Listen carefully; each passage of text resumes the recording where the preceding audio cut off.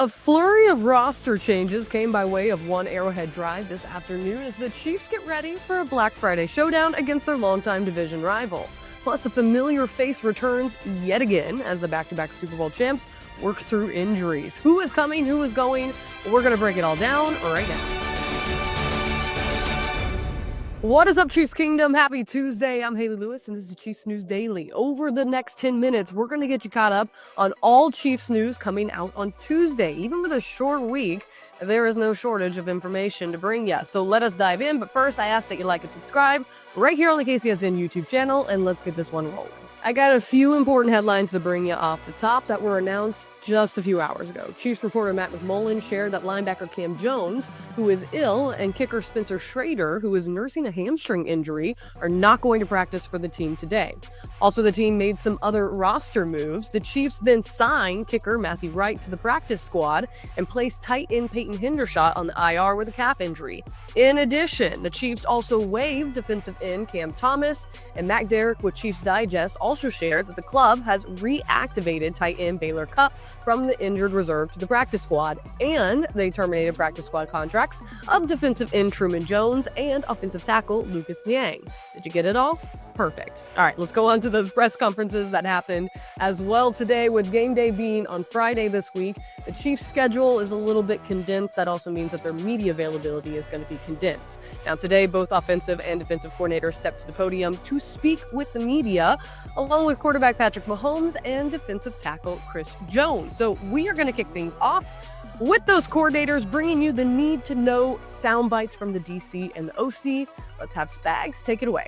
I never like to finish a game like that and put Patrick in the offense in that kind of situation. It would have been nice to win the fourth down or somewhere along the way, get a stop there. We've been through this. We've actually practiced this a couple of times on purpose. I've put the guys in situations in a walkthrough where I've said, okay, they just scored. If we stop the 2-point play, we win the game. Because when people score on you, you tend to, and I think our guys were ready to play the play. It didn't work out that way, but that's what's kind of got me upset. I don't know. I mean, it's a lot of different things. I mean, we gotta find some one-on-ones.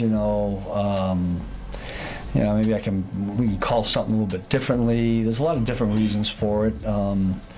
They tend to block us pass rush wise a little differently, mainly because of Chris. And so we got to figure out those things in the middle of the game, but we just haven't. It hasn't been quite where we want it yet. We've got a little ways to go. Hopefully it shows up this week. Yeah, we're not sure right now, right? In two different type of quarter, we could see one of two or both. We'll prepare for both. We've talked about both of them this morning, and we'll see what happens. We really won't know until. But listen, we have faced O'Connell before, and I thought he did a nice job against us in a number of times. And then we know that Ritter is an athletic guy, and Brian Cook was a teammate of his, so a little bit of insight there. But we'll be ready for both. Well, it's a phenomenal feeling to win. Number one, I think that's the initial part is. As us being competitors, there's so much time that goes into Monday through Saturday, Monday through Sunday when you put the game involved, and you win in different ways. And I think it's been documented that we've been winning a lot of tight games and close games, final plays, and we've found ways. But we always remind ourselves that it's the NFL, it's hard, and that you better enjoy it while you can. And that doesn't mean you can't criticize yourself or want to be better. I think that's a good thing. But we're all very, very excited when we win, and that's very important to have that. You're right. I mean, you can't remember too many of them that come into play like that, but getting him to meet DJ and just see what he's about and listen to his story. I was talking to him yesterday, and ironically, our icebreaker was his dad and I were teammates in the Arena League in 2004, so that was makes you feel old and gray real quick. But he was great, and I love his personality. He's excited to get in here and just kind of learn what we do and how we do things and be a part of it. He has an infectious personality, and he's a hell of a player, so I think it's important too and he's experienced, so he wants to be able to help out in any way possible. But there'll be some time involved, and I just love his personality. The best part about that is that you don't just have one where they're getting worn down to where there might be 50 or 60% in the third quarter. Now you have two guys that are working off of 100%, and they're both really good players with experience that know this offense. So. Whether somebody has a couple good, strong runs or a nice catch or a good protection, that's more in-game situationally a feel. But when they're up and running, we feel pretty strong about who they are and how much they can help us, and we're excited about it. All right, we also got to hear from QB1 and Stone Cold Jones about the quick turnaround this week and working on closing out games a little bit earlier. The back-to-back champs also spoke about their upcoming Week 13 matchup against their division rival, the Las Vegas Raiders. I think I didn't see. I saw the one block that Justin Watson had, but I didn't see him get a piece of the other guy as well. And I mean that made the play, and was able to let me get through the gap there. And that just speaks to the effort that he's playing with, doing whatever it takes to win. And you want those guys on the team. And the only thing I would say is probably try not to fumble, switch the ball to the other hand at the end of the play. Even though I told Coach I was fumbling so that the clock would run. So if he asked, that's why I did it. I think we just hold ourselves to an extremely high standard. And so unless we feel like we play our best, guys are itching to get back out there and go for more. And I feel like there was times we played some good football. And credit to the Panthers, they played great football and made a lot of big-time plays. And we were able to find a way to get a win in the end of the game. And I think it's not something that we were disappointed as much as we expect greatness from each other and from ourselves. And so unless we play like we expect we should play, we're going to strive to be better every time we step on that football field. Yeah, I mean, he's going to be popped, man. I mean, obviously we're going to have to work him back to when he's ready, and then get him when he gets on the field and not try to overdo it. I mean, he's going to have the energy. He's going to want to be on the football field. But I think it's good that we have a good room of running backs so that we can kind of not make him go out there and take 30 carries or whatever it is. We can just kind of let him be who he is and make those big plays happen, and then bring him along as the season goes. Yeah, I think the way he plays every single snap, no matter the score, no matter if it's a run or a pass, whatever it is, he's going to give you everything he's got. He's obviously physically gifted. He can make all the different pass rush moves, everything like that. But the way he plays, I think, inspires his team to play that hard, and that's what you need to be great in this league. We're right there, man. Just finishing. We're right there. We got a lot of good rushes on film over the weeks, getting close to the quarterback, touching him, hitting him, pressures, hurries. We just got to get him down.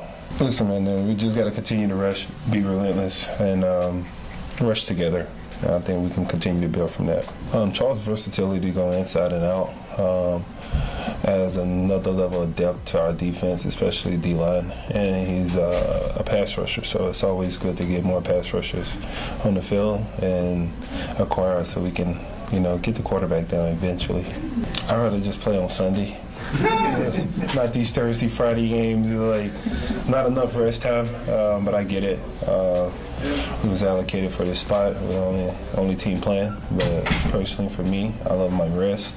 I have a recovery routine throughout the week that my body kind of get used to. So you have to kind of speed everything up. It's challenging at points. Now, tomorrow you're going to hear from head coach Andy Reid. Wednesday is when the team is going to announce those game day designations, with the game being on Friday. Still no official word, though, from the team on whether or not running back Isaiah Pacheco or defensive end Charles Omenihu are going to play. Now, as far as practice goes, here is a look at the first injury report for the team. You can see those players I mentioned earlier sidelined. Also, a good point made by Matt Derrick here on Twitter. With the roster changes I mentioned earlier, the Chiefs have 51 players on their active roster. This allows room for both running back Isaiah Pacheco and defensive end Charles Omenihu to return from the injured reserve. The practice squad is all full at 17. So Kansas City is going to face their AFC West opponent, the Las Vegas Raiders, for the second time this season on Friday, looking for a clean sweep of the series. The Raiders have struggled through the season, sitting at 2-9 at the very back of the conference. Now some more adversity comes their way. Las Vegas head coach Antonio Pierce confirmed earlier this week that quarterback Gardner Minshew is out for the season with a broken collarbone. And he says of Aiden O'Connell that he's going to have to rely on the doctors and medical staff. Now, NFL Network's Ian Rappaport shared that pretty much sounds like if the ramp-up goes well and if he can grip properly, O'Connell is going to be playing Friday against the Chiefs. All right, folks, let's wrap up the show with a little bit of trending social media pertaining to the Kansas City Chiefs. Tershawn Wharton making headlines today after saving a child during the game after Carolina. Pat McAfee welcomed the defensive tackle onto his show to explain the entire story. Take a listen. Whenever you see this kid falling, do you remember what you were thinking? Did you not think? Was it just natural reaction? Can you go through this moment for us a little bit here from your side? I'd say it was natural reaction. Usually when I lead a game, try to throw my gloves in the crowd. And I think I heard my name a little bit. And when I heard my name, I seen them coming down. It was 2 security guards right there. I don't think they realized what I was doing because they were looking at us. But I just had to kind of push him into the stands a little bit to make sure he didn't hit too hard. So what was it? It was a one-handed grab, snag of what, like his shirt, his shoulder? How did you go about, honestly? Because we don't have the other view. We can't see the other side. It's I kind of grabbed him right by the back of his back and kind of pushed him into it a little bit, pushed him into the stands a little bit more. That's awesome. Alrighty, folks, that does it for another episode of Chiefs News Daily. As always, we'll be back again tomorrow. In the meantime, like and subscribe right here on the KCSN YouTube channel. Have a great rest of your Tuesday, and we will see you here on Wednesday.